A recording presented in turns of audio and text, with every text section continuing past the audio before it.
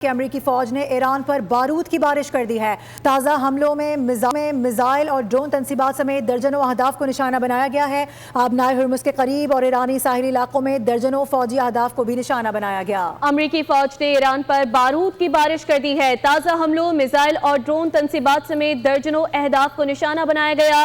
آبنائے ہرمز کے قریب اور ایرانی ساحلی علاقوں میں درجنوں فوجی اہداف کو نشانہ بنایا گیا ہے۔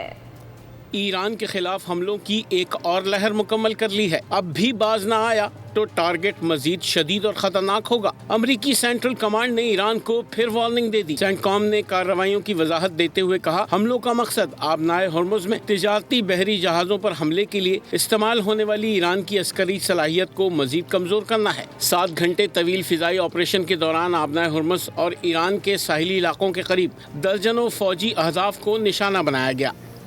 اس کے بعد امریکی حملوں کے جواب میں ایران نے بھی پلٹ کر وار کر دیا ہے۔ بھرپور جوابی حملوں میں اردن، کویت اور بحرین میں امریکی اڈوں پر دھاوا بولا گیا۔ اردن میں کیے گئے حملوں کی ویڈیوز بھی جاری کر دی گئی ہیں۔